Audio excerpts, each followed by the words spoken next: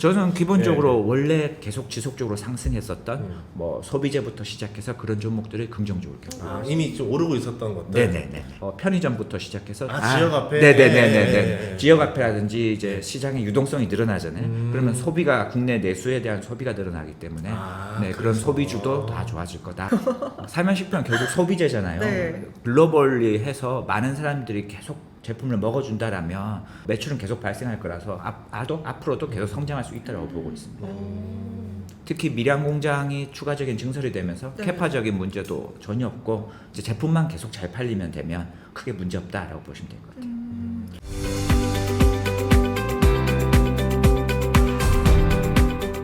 안녕하세요. 반갑습니다. 요즘에 그래도 국내 증시가 굉장히 좋다 보니까 다시 제 주변에서 주식 투자를 시작하는 친구들이 굉장히 많아졌어요.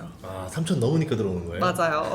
3천 아래였을 때 들어오면 안 되는 거예요? 그러니까요. 항상 올랐을 때 또 이제 네. 그 상승 추세에 이렇게 달려드시는 친구들이 또 몰라요. 이게 초입일 수도 있어요. 그쵸. 예, 저희 수건대로 5천까지 갈 수도 있어요. 예. 올해 안에 5천 저 새해 입수하면서 5천 그 수건 짰잖아요. 네, 그렇게 네. 주식시장이 오르길 저희도 희망하고 있는데 어쨌든 이럴 때일수록 가장 중요한 거는 너무 또 자만하면 안 되잖아요. 그쵸. 네, 네. 그렇기 때문에 오늘 저희가 어떻게 하면 좀 손실을 짧게 내면서 수익을 길게 낼 수 있을지 깡토님 모시고 이야기 나눠보겠습니다. 안녕하세요. 네, 반갑습니다. 네. 안녕하세요. 저기 손실은 짧게 수익은 길게 저자 깡터라고 합니다. 추세 추종 트레이딩을 주로 하고 있고 가치 투자 베이스로 진행하고 있다라고 보시면 될 것 같습니다. 반갑습니다. 반갑습니다.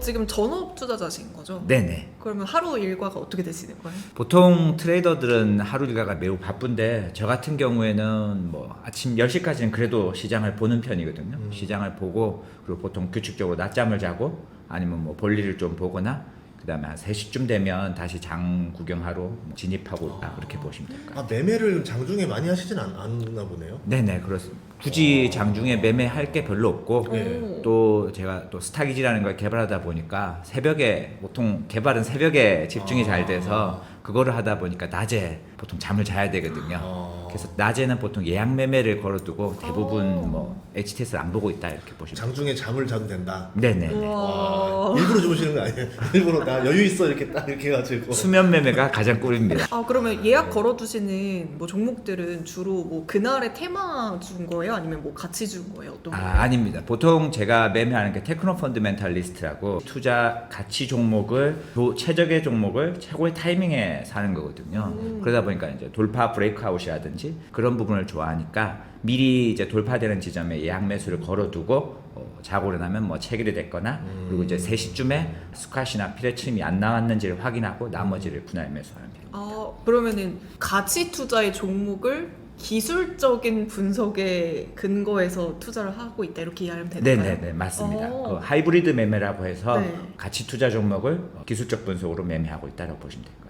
근데 보통은 사람들이 가치 투자하면은 뭐 약간 적립식으로 모아가는 전략을 많이 장기 사용하잖아요. 투자를 많이 쓰죠. 네. 예. 그런데 어떻게 이거를 둘이를 같이 저도 원래 매매 자체는 가치 투자 베이스였다고 보시면 될 것 같고 네. 뭐 불을 만드는데도 가치 투자가 대부분 다 일조를 하긴 했는데 언제부터 이제 가치 투자의 기다림이 좀 지겨워지기 시작했거든요. 그러다 보니까 어떻게 하면 조금 더 좋은 타이밍에 달리는 말에 탈 수 있을까를 좀 공부를 하다 보니까 좋은 종목을 좀 사람들이 관심을 받기 시작했을 때 보통 가치 투자라는 게 소외주가 대부분이거든요. 네. 소외나 오해나 이런 건데 이게 해결될 수 있는 트리거를 찾아서 그 트리거에 맞춰서 그 지정도의 시점에 들어가는 게 보통 저희가 하는 테크노 펀드멘탈리스트다라고 보시면 될 것 같아요. 그러면 조금 더 구체적으로 이제 초보자분들도 쉽게 이해할 수 있게 어떤 지표들을 위주로 어떤 시점에서 매매를 하시는 거예요? 보통 어떤 특정 지표를 보거나 이러지는 않고요. 네. 처음부터 이제 가치 종목을 고르는 거거든요. 네. 가치 종목이라는 거는 EPS가 성장하면서 그러니까 회사가 주식이라는 게 회사의 자기 자본에 대한 소유권이다 보니까 회사가 성장하면서 매출과 영업이익이 증가하는 앞으로도 증가할 수 있는 그런 회사를 먼저 고르고 그 회사가 트리거가 될 수 있는 촉매제 그러니까 보통 가치 투자는 소외주고 저평가 주다 보니까 남들이 다 몰라주거나 시장에서 오해를 받고 있거든요. 그럼 그 오해가 해결되거나 소외가 해결될 수 있는 지점 즉 거래량이 터지면서 인더스트리 액션 같은 전체적인 산업이 동반적으로 성장하고 있고 그리고 장대 양봉이 나오면서 수급이 몰릴 때 그때 좀 더 빨리 달릴 수 있겠다 싶어서 그때 진입한다 보시면 됩니다. 그러면은 지금 시장 상황으로 봤을 때는 방산주, 조선주 이런 쪽을 좀 좋게 보시는 걸까요? 네네.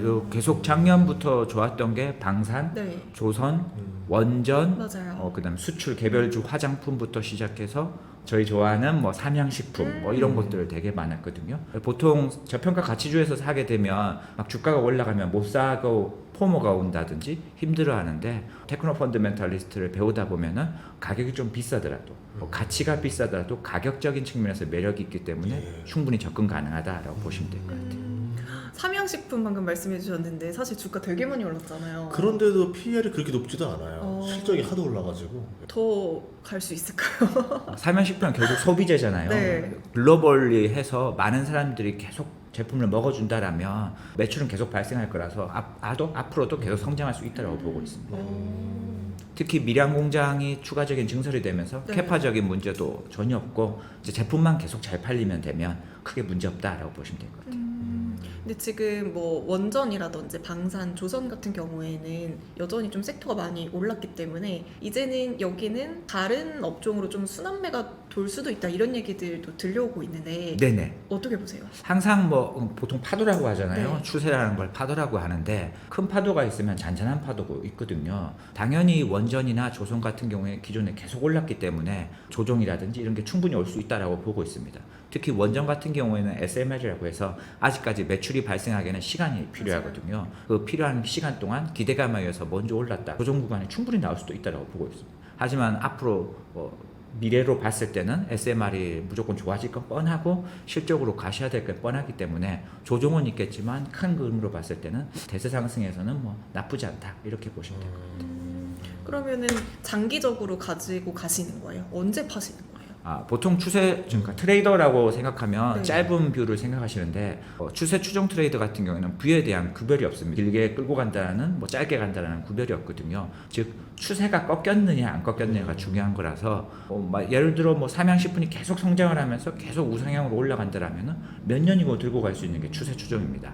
길게 봐도 전혀 상관이 없다라는 거고 다만 이제 추세가 꺾였냐 성장이 둔화되고 있느냐 그 부분에서 매도를 하거나 이익 실현을 한다라고 보시면 될 것 같아요. 그럼 그 시그널들이 뭐예요? 꺾이는 시그널들. 네, 여러 가지가 있는데 우선 기본적으로 펀드멘탈을 1순위로 봐야 되겠죠. 그러니까 회사의 실적이 성장은 보통 계속 되는데 둔화가 되는 거거든요. 대부분 그때 사람들이 아직도 성장하고 있는데 주가가 계속 올라가는 거 아니야 고민을 하는데 둔화가 됐다라는 거는 앞으로도 성장이 정체될 수 있는 가능성이 높기 때문에 기대감이 상대적으로 꺾이게 됩니다. 그러다 보니까 성장의 둔화가 나오면서 우리가 보통 얘기하고 있는 뭐 이평선이라든지 이런 부분에 대해서 뭐 20일, 50일 이런 이평선에 도달한다든지 아니면 수급적으로 인더스트리 액션이 철회가 된다든지 이런 부분이 나오게 되면 추세가 현재 꺾여가고 있구나라고 판단하시면 될 것 같습니다. 그래서 뉴스랑 좀 시간차가 있는 게 뉴스에서는 아직도 사상 최대 실적이다 이런 뉴스가 나오지만 이미 주가는 꺾여서 내려가고 있는 추세를 만들고 있다. 네네. 그런 모습들이 이래서 나온 거죠. 네네. 모든 주가 자체는 선행이라고 보시면 되거든요. 실적이 나오기 전에 기대감에 의해서 먼저 움직이기 때문에 항상 실적 대비해서 선행하는 모습을 보이고 있다라고 예. 보시면 되는 거예요. 근데 이제 삼성전자도 SK 하이닉스 얘기를 안 할 수가 없을 것 같은데 요즘에 뭐 SK 하이닉스가 시총 1위가 될 수 있다 이런 얘기들도 많이 하더라고요. 네, 작가님이 생각하시기에는 삼성전자가 펀더멘털이 지금 꺾이고 있는 추세라고 보시는지도 궁금해요. 아니요, 삼성전자의 펀드멘털이 꺾이진 않았거든요. 삼성전자는 아직 개화되지 않았다고 보고 있는 거고요. 향후에 어차피 반도체라는 건 기본적으로 레거시를 생각 안 할 수가 없는데 레거시는 어차피 사이클 때문에 돌아오거든요. 그게 이제 올해 하반기가 될지 내년 상반기부터 돌아올지는 알 수가 없는데 그렇게 된다라면은 삼성전자, 마이크론, SK 하이닉스 전반적으로 반도체 쪽은 다 좋아질 거다. 그리고 저희가 코스피 4천, 5천 이렇게 네. 바라보고 있잖아요. 그러면 결국 반도체도 같이 가져야 되는 거고요. 그 선봉장에 삼성전자가 될 수 있는 가능성이 매우 높다라고 보고 있습니다. 아직 시기가 안 온 거지 네. 추세적으로 삼성전자가 올라갈 수 있다 이렇게 보고 있습니다. 실적 말고 다른 걸로도 추세가 꺾였다 이렇게 보시는 것도 있어요. 네네. 주가 자체가 실적하고도 비례해서도 움직이지만 네. 뭐 시간차가 항상 존재하잖아요. 네. 그렇기 때문에 그 펀드멘탈 아니더라도 대외적인 요소 어떤 수급과 여러 가지 뭐 거래 여러 가지 지표에 의해서 꺾이는 경우가 먼저 발생합니다. 그럼 그것도 뭘 봐야 좀 알 수 있어요? 예를 들어서 뭐 차트로 보시는 건지 아니면은 뭐 그냥 뉴스 악재 보고서 이거 그냥 팔아야 되겠네 이렇게 파는 건지. 뉴스 자체를 크게 신경은 쓰진 않고요. 예. 대부분 차트에 어느 정도 녹아 있다라고 보고 있기 때문에 펀드멘탈 1순위로 보고 그 다음부터는 기술적 분석을 좀 하고 있다 보시면 될 것 같아요. 그럼 기술적 분석 중에서도 좋아하는 지표 있으세요? 뭐 ATR이라든지 네. 뭐 ADR 이런 지표를 보는데 네. 잘 안 보시죠 사람들이. 네, 처음 들어봤어요. RS라는 건 혹시 아십니까? 알았어요, 네. 네. RSI가 아니라 RS라고 RS? 따로 있습니다. 어. 네네. 뭐예요? 우리나라에서는 제공을 안 하고 있는데 네. 윌리엄 오닐이라는 사람이 만든 IBD에서 제공하고 있고요. 현재 스타기지에서도 RS를 제공하고 있는데 주가의 상승률을 백빈율로 나눠서 이 주가가 지수보다 더 강한가 약한가를 따지는 겁니다.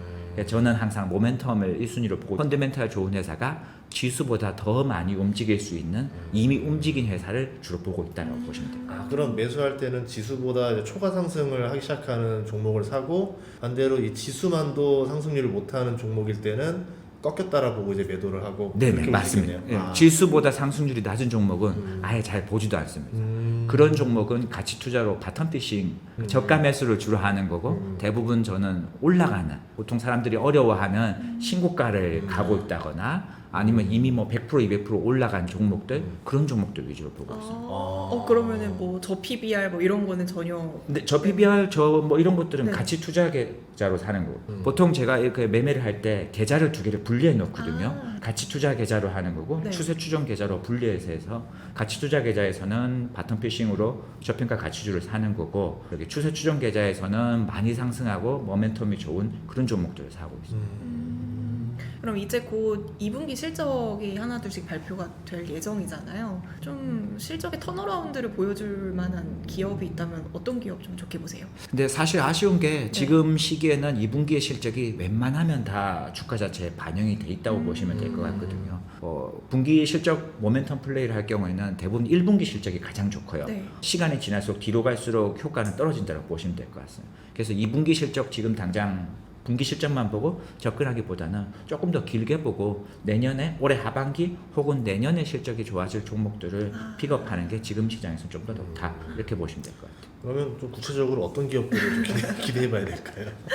저는 기본적으로 원래 계속 지속적으로 상승했었던 뭐 소비재부터 시작해서 그런 종목들을 긍정적으로 겪고 이미 좀 오르고 있었던 것들. 네네네. 그럼 걔네들이 어쨌든 추세가 꺾이진 않았기 때문에 계속 갈 거다. 그 업종들이 아까 뭐 삼양식품 말고 또 있어요. 뭐 소비재라는 거는 예. 저기 중국 인바운드부터 예. 시작해서 편의점부터 시작해서 지역 화폐. 네네네네 예, 예. 지역 화폐라든지 이제 시장의 유동성이 늘어나잖아요. 그러면 소비가 국내 내수에 대한 소비가 늘어나기 때문에 네, 그런 그래서. 소비주도 다 좋아질 거다 이렇게 보고 있어요. 그러면 요즘에 이제 한창 또 관세 때문에 이야기 나오고 있는데 협상하고 있다 이런 얘기 나오고 있잖아요. 그럼 약간 수출 기업들은 좀 별로 안 좋게 보시는지요? 아닙니다. 그 관세 협상 같은 경우에도 네. 심리적으로는 사실 수출에 영향을 주기 때문에 문제가 있을 수 있겠지만 실제로 영향이 조금 미비하거든요. 특히 화장품이나 이런 것 같은 경우에는 원래 가격이 싸기 때문에 거기서 관세가 붙어봤자 큰 차이가 나지 않습니다. 그러다 보니까 심리적으로는 좀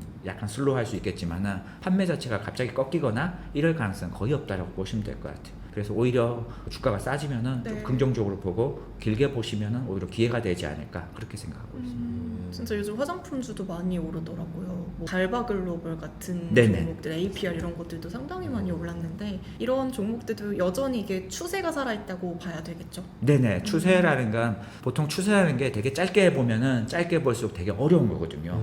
길게 보면 볼수록 추세는 쉽습니다. 추세라는 거를 나만 보고 있을 때 이게 추세가 있냐? 없나? 고민하는 거는 사실 추세가 거의 없는 거거든요.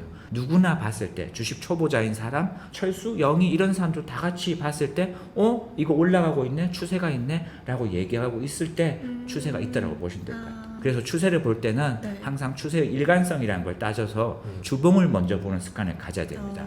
보통 추세하면 일봉 봤다가 분봉 봤다가 빨리 매매를 하려고 하는데 그게 아니라 주봉을 먼저 보고 그 다음에 좀 더 정확한 타이밍을 위해서 일봉을 보는 그 정도 수준으로 뷰로 보시는 게 훨씬 매매하는데 난이도는 쉽다 이렇게 보시면 될 것 같아요. 네, 예전에 엔비디아 같은 경우는 실적은 계속 올라가는데 추세가 이게 주가가 막 드라마틱하게 유동적으로 왔다 갔다 하잖아요. 그러면 얘는 추세가 꺾였다가 다시 또 올라왔다가 꺾였다 다시 올랐다 하면은 이런 경우는 어떻게 잡아야 돼요? 네네, 당연히 예. 큰 파도가 있으면 잔잔한 파도가 있거든요. 물론 이제 싸게 바닥에서 미리 포지션을 구축했다라면 크게 문제가 없는데, 내가 너무 고가에서 포지션을 구축했다 그렇게 하더라도 변동성이 있을 경우에는 자기가 정한 마이너스 1할, 자기가 원하는 리스크 관리 차원에서 도달하게 되면은 일정 부분 비중을 줄여서 현금을 확보하고 다시 돌파를 했을 때 사는 게 훨씬 더 효율적이다라고 보시면 될 거예요. 만약에 일단 이 타이밍에 조금 아깝거나 2차 상승 하겠지라고 하면서 손절 안 했다가 손실이 또 크게 난 상태에서 다시 재돌파했을 때 사면은 저점 매도 고점 매수가 돼버리니까 차라리 그냥 10%다 이런 식으로 딱 기준선을 정하고 팔아라. 네네. 이렇게 볼 수 있는 거네요. 네네, 맞습니다. 기본적으로 그 손실은 짧게라고 했잖아요. 손실은 짧게라는 게 손절이라든지 리스크 관리를 다 포함돼서 하는 말이거든요. 그게 기본적으로 저희가 하고 있는 뭐 2% 룰이라든지, 한번 내가 매매를 할 때 내가 가진 시드머니에 2% 이상의 손실이 나면 안 된다라는 규칙을 가지고, 그리고 나머지는 점진적 배팅이라고 해서 내가 성공할 때마다 투자의 금액을 늘리는 거고, 실패할 때마다 투자의 비중을 줄이는 겁니다. 그리고 나머지가 우리가 보통 얘기하는 손절, 손절의 가격을 정해서 매매를 한다라고 보시면 될 것 같아요. 이게 나중에 좀 하다 보면 금액이 커지게 되면 이게 손절도 되게 너무 돈이 아까운 거예요. 그러니까 뭐 그렇다고 막 손절을 10억 단위로 할 수도 있는 거고, 금액이 커질수록 멘탈이 좀 달라지는 것 같은데, 좀 뭐라 해야 될까? 시드가 큰 사람들은 어떻게 해야 돼요? 이게 금액에 예. 갑자기 불어나면 이게 힘든 거거든요. 예. 보통 초보 투자자, 보통 투자자들이 한 종목 몰빵해가지고 레버리지를 써가지고 갑자기 돈이 불어나게 되면 그런 분들이 이제 자금 관리를 잘 못하는 경우가 대부분이거든요. 물론 이제 잘하는 사람도 있겠지만 많이 힘들어하거든요. 근데 저 같은 경우에는 이런 테크노 펀더멘탈스의 추세 추종을 할 경우에는 갑자기 부자가 되는 경우가 없거든요. 제가 하는 매매는 수익률이 30% 언더입니다. 예, 대부분 실패하고 30% 정도의 수익률을 가지고 제가 수익을 내는 거거든요. 대부분 이제 손익비를 가지고 매매를 한다라고 보시면 되는데, 손익비라는 게 쉽게 얘기해서 손실이 나면 100만 원의 손실이 나는 거고, 수익이 나면 300만 원 수익이 나는 겁니다. 그러면 1대3의 손익비를 가지고 있으면 승률로 따졌을 때 25%만 넘어가면은 무조건 수익이 날 수 있는 BP라고 보시면 되거든요. 근데 점차적으로 그래서 올라오는 겁니다. 그래서 처음에 갑자기 뭐 10억 손절 뭐 이런 게 아니라 점차적으로 자산이 증가하다 보니까 그게 익숙해지기 때문에 향후에 뭐 10억 손절이라도 뭐 어쩔 수 없네 하고 할 수 있게 좀 됩니다. 키워 나가야 되는 거네, 연습하면서. 네네. 그럼 작가님 같은 경우에는 어떤 경우에 딱 손절을 하시는 거예요? 저는 기본적으로 가치 투자 같은 경우에는 펀더멘탈을 훼손됐을 때 제가 생각하고 있는 투자 포인트가 문제가 있을 경우, 예상 추정치가 완전 엇나가는 경우, 그럴 때 기본적으로 손절을 하는 거고요. 그럴 때는 이제 금액이 좀 크게 나가는 거고, 나머지 추세 추정 손절은 거의 마이너스 1할, 보통 제가 1할을 7%에서 8% 정도로 거의 픽스 시켜놨거든요. 기계적으로 하시는 네네. 거예요? 네, 추세 추정에서는 그 정도의 매도를 하고 있다고 보시면 될 것 같아요. 그럼 성장주는 안 건드셔요? 대부분 다 성장주입니다. 뭐 엔비디아, 테슬라 같은 것도 건드세요? 네네네. 와. 미국장도 제가 투자를 하고 있거든요. 네. 제가 가치 투자, 추세 추정, 시스템 트레이딩, 미국장, 뭐 코인 뭐 다 한다고 보시면 될 것 같아요. 네. 코인은 변동성 어떻게 계산해요? 이거 추세가 보이지가 않는데. 네, 코인은 변동성이 하루 너무 플락츄에이션이 너무 높다 네, 보니까 비트 아닌 이상은 너무 심하니까. ATR을 이용하거든요. ATR이라는 건 14일 동안의 얘의 평균 변동성을 따지는 건데, 그래서 이게 ATR 14일 동안 움직이는 변동성의 2배 이상의 움직임이 나왔다라고 하면 비중 조절을 들어간다 이렇게 보시면 될 거예요. 그러니까 종류에 상관없이 그 어떤 그 시스템에 들어온 것들만 매매가 되니까. 네네네, 맞습니다. 네, 범위를 넓혔다 이거야. 네네. 이 추세 추정이라는 자체가 하나의 상품군을 가지고 투자하기에 되게 어렵거든요. 저희 미국에서 제일 유명한 CTA 펀드 같은 거 이런 거 생각하시면 되거든요. 지금 국장이 되게 좋잖아요. 네. 현재 국장이 막 좋은데 작년만 하셔도 국장 떠나라, 난리 미장해야 났죠. 된다. 네. 네네. 그거는 저는 어떻게 하냐면, 미장이 좋을 때는 미장의 비중이 늘어나는 거고요. 네, 국장이 좋을 때는 국장의 비중이 늘어나는 겁니다. 그거를 체계화시켰고, 그런 부분이 이제 점진적 배팅에 의해서 자동적으로 시장이 좋은 것만 비중이 늘어난다라고 보시면 될 거예요.